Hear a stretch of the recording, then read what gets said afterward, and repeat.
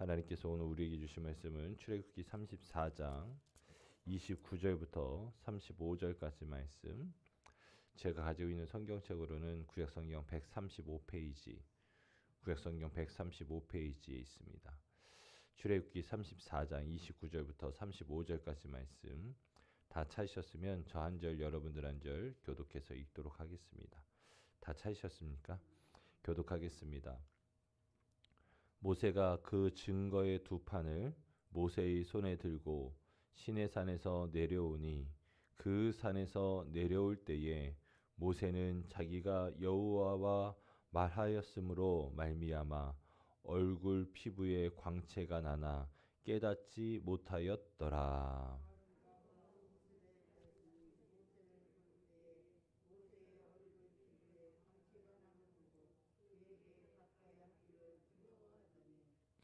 모세가 그들을 부르매 아론과 회중의 모든 어른이 모세에게로 오고 모세가 그들과 말하니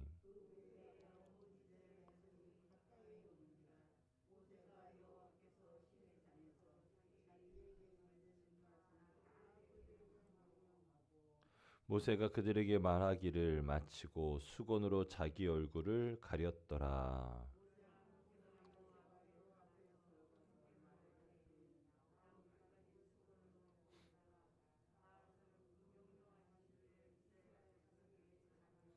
35절 말씀 합독해서 읽습니다.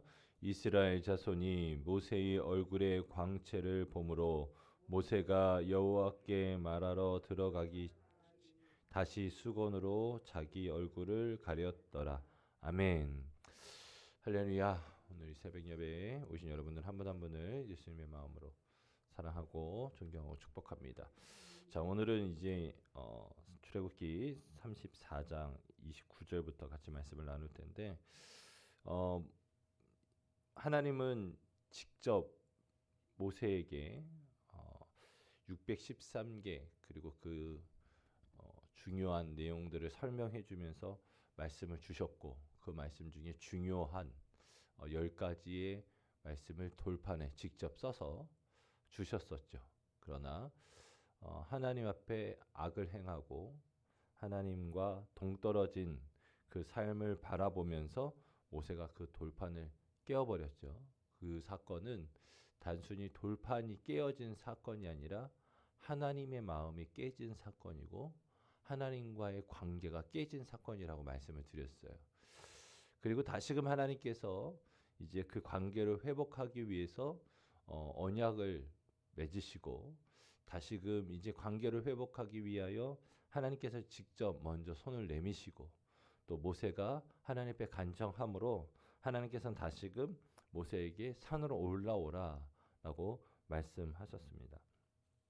29절 말씀에 봤더니 모세가 그 증거의 두 판을 이제 손에다가 들고 가지고 올라가서 말씀을 이제 하나님께서 주신 말씀을 다시금 받아서 이제 내려오는 거예요. 이제 그때 내려올 때에 아주 중요한 것은 무엇이냐면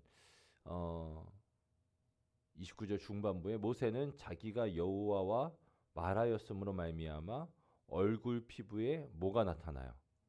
광채가 나나. 그러면서 30절에 봤더니 모세의 얼굴의 피부에 광채가 남을 보고라고 기록하고 있어요. 여러분 하나님을 만나고 하나님의 말씀을 들으니까 모세가 변화가 생겨졌어요. 무언가가 바뀌어졌어요. 그게 뭐냐면 실질적으로 여러분 그의 얼굴의 표정이 바뀐 것이 아니라 피부에 광채가 났다라고 말하고 있습니다. 여러분 하나님을 만나고 하나님의 말씀을 듣고 은혜를 받으면 여러분 얼굴에 광채가 나는 거예요. 할렐루야. 그래서 여러분 굳이 어디 가셔서 뭔가 우유라든지 배고기라든지 그런 주사를 맞지 않아도 여러분 오늘 말씀 가운데 여러분의 얼굴이 광채가 날 수 있는 비결을 말씀 가운데 쓰여져 있단 말이에요. 할렐루야. 오늘 이 새벽에 새벽 기도를 마치고 주님의 은혜를 많이 받고 주의 음성을 듣고 간 자들은 여러분의 가족이 여러분의 자녀들이 알아봐야 돼요. 아이고, 어머니 무슨 일 있었어요? 이렇게 하면서 얼굴에 광채가 난다고.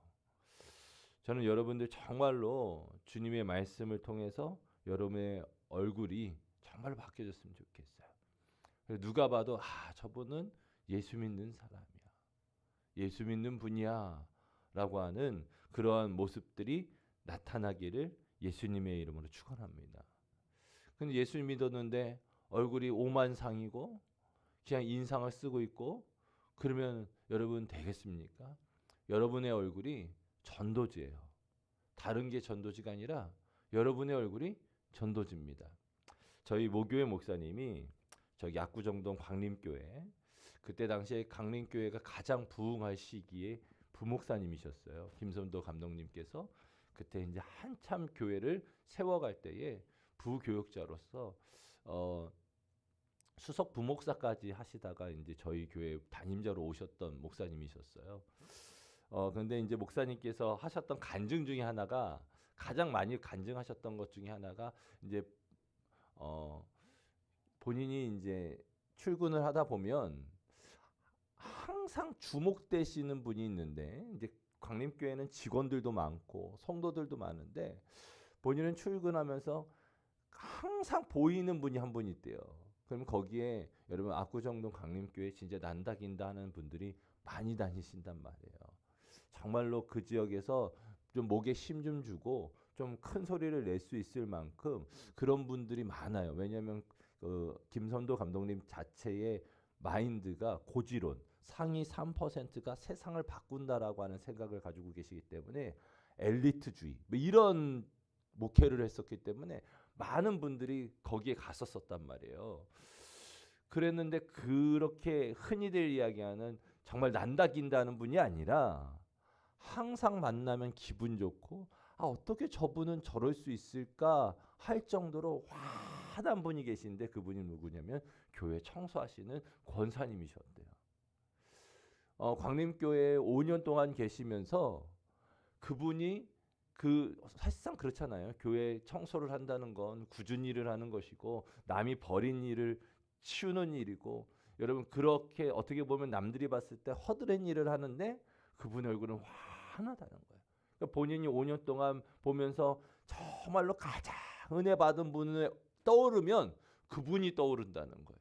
그리고 그분은 항상 계단 청소할 때마다 찬양을 흥얼거리고, 그분은 항상 무언가 할 때마다 이렇게 말씀을 조그맣게, 지금이야 우리가 핸드폰으로 다 뭐 다양하게 말씀을 드릴 수 있지만 그때 당시엔 카세트 테이프로 성경을 이렇게 틀어놓고 이렇게 흥얼거리면서 말씀을 들으면서 청소를 하시더라는 거예요. 그래서 그분의 얼굴을 보면 이제 성화 중에 이렇게 하하하 하면서 예수님 웃으시는 성화가 있어요.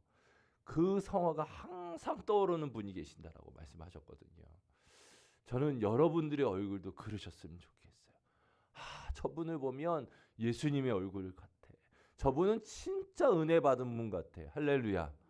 여러분 오늘 새벽이니까 서로 얼굴 보면 은혜가 안 되니까 인사하기는 좀 그렇지만은, 그래도 여러분들 서로 바라볼 때, 야, 우리 권사님, 우리 집사님, 우리 성도님의 얼굴이 진짜 광채가 난다, 은혜를 받았네라고 하는 고백들이 있길 예수님의 이름으로 축원합니다.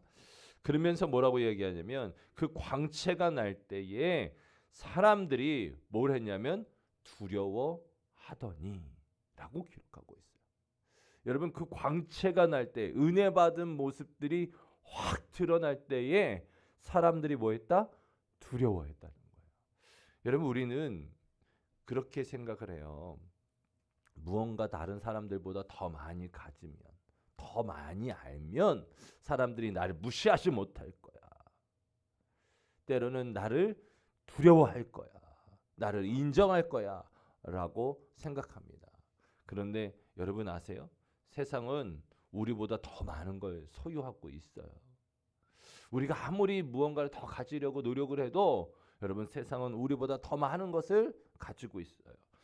대표적인 예가 성경에 보면, 여러분 하나님께서 여러분 아담에게 자녀를 주시는데 여러분 가인과 그 다음에 아벨은 죽었으니까 셋의 후손들을 보자고요.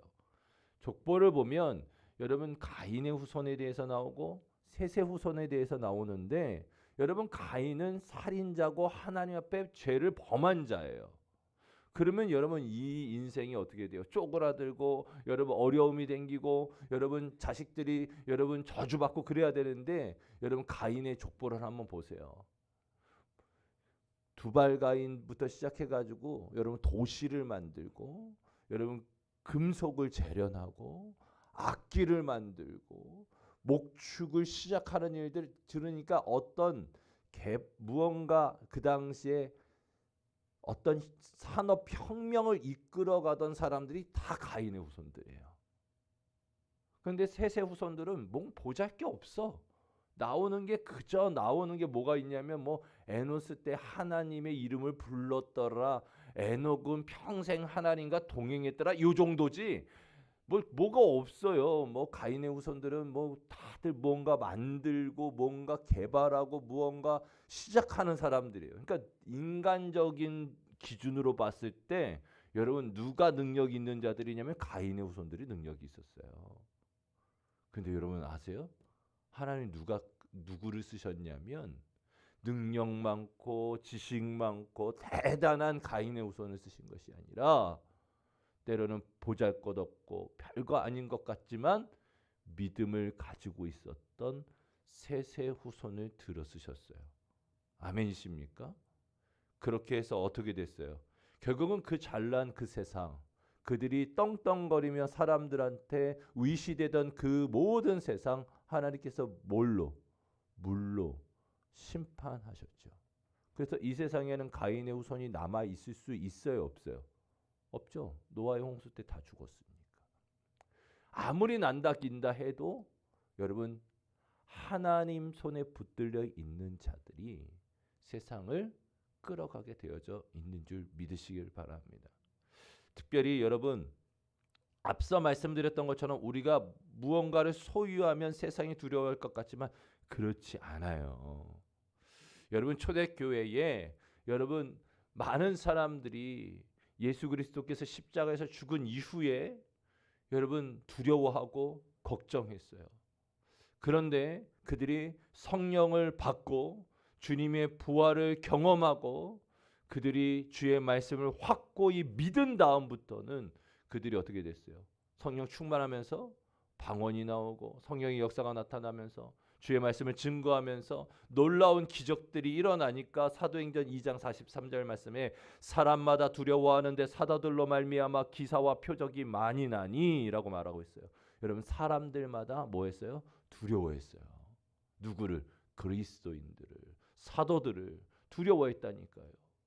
여러분 무언가 많이 가져야 능력이라고 생각합니까? 그렇지 않아요. 여러분 아시는 것처럼 사도행전에 보면 여러분 예수님의 제자들이 여러분 성전 미문에 앉아 있는 자를 일으켜 세우고 기적을 나타내고 놀라운 회복을 시킬 때 뭐라고 말씀하셨어요? 나 은과 금은 없거니와. 없어요. 세상이 가지고 있는 거 없다니까요. 그런데 내가 있는 것으로 너에게 명하노니 예수 그리스도의 이름으로 명하노니 일어나 걸으라 하니까 어떻게 해요? 그가 일어나서 걸었고 찬양하고 뛰고 뭐 하나님 앞에 영광을 돌리고 교회에 들어와서 찬양하고 예배하니까 사람들이 어떻게 해요? 주목하여 보고 두려워하고 그들을 어찌할 바를 몰라 하고 있는 거예요. 여러분 기억하십시오. 이 세상을 살아가는 여러분 방법 중에 하나는 하나님의 말씀을 듣고 믿고 따르는 것인 줄 믿으시길 바랍니다.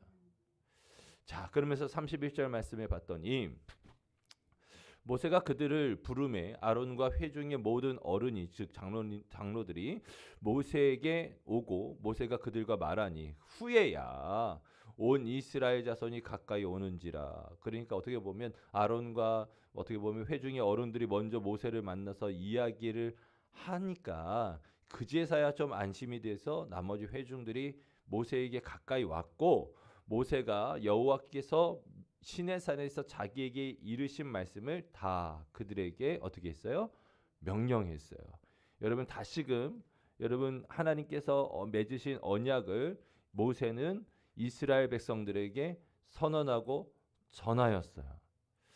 자, 그러면서 33절 말씀에 모세가 그들에게 말하기를 마치고 수건으로 자기 얼굴을 가렸더라 하면서, 여러분 사람들이 두려워하니까 그 영광의 빛이 너무 강력하니까 여러분 그 얼굴을 가렸어요.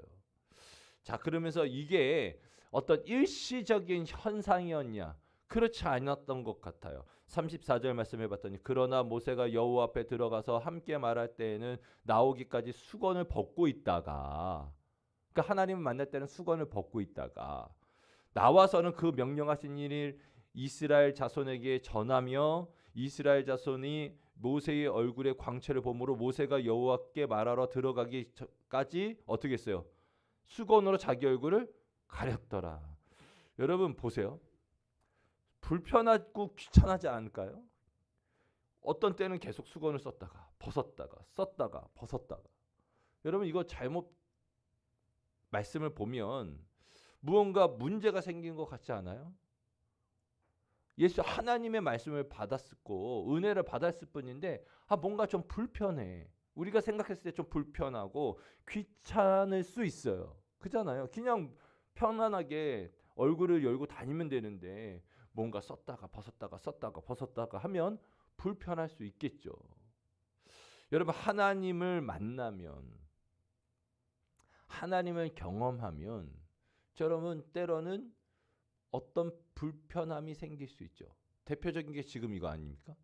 여러분 하나님 만나고 은혜를 체험했더니 자다가 푹 못 자고 자다가 깨야 돼. 새벽 예배에 나와야 돼.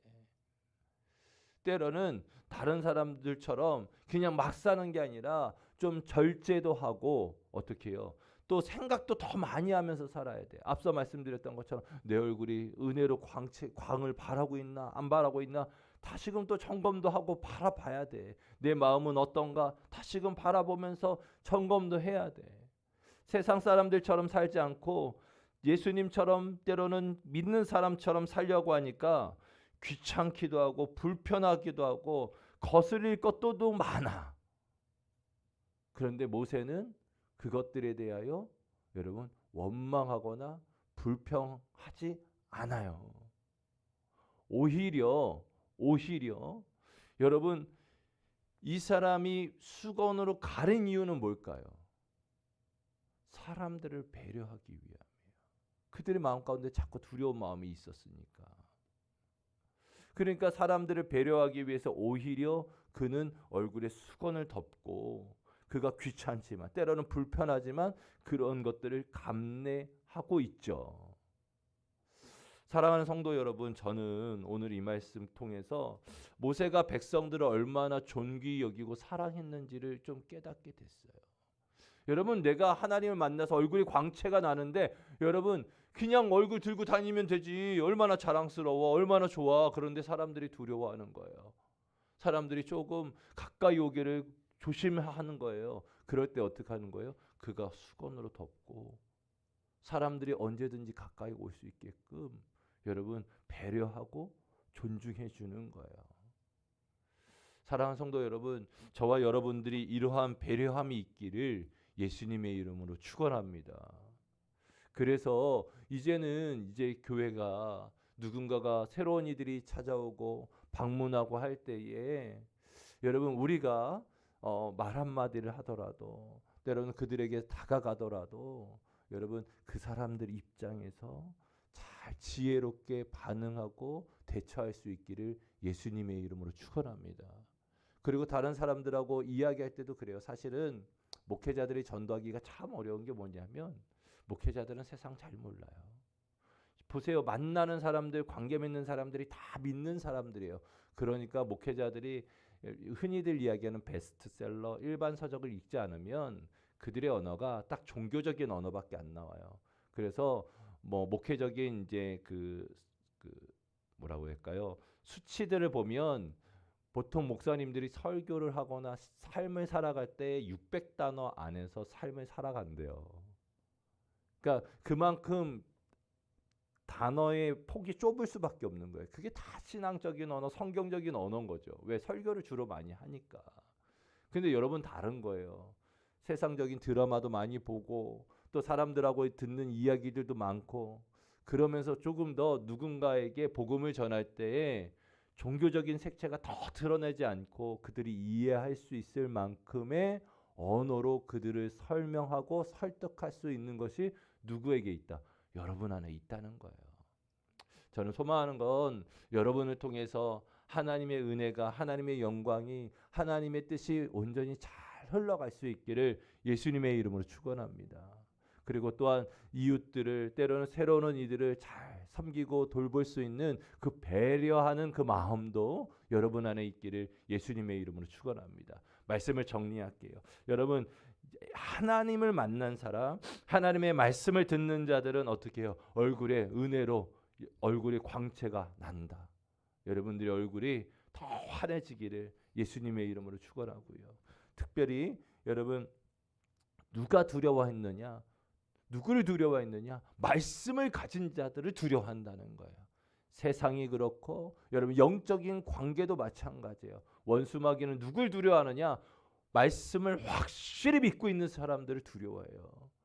여러분들 그러므로 말미암아 여러분 그 말씀으로 세상을 이기고 원수 마귀를 이길 수 있길 예수님의 이름으로 축원하고 그렇다고 해서 여러분 우리가 모든 것을 이겼다고 교만하거나 여러분 그러지 않냐고 세상 사람들 그 국률한 영혼들을 섬기며 배려할 수 있는 저와 여러분이 될 수 있기를 예수님의 이름으로 축원합니다. 같이 찬양하시겠습니다.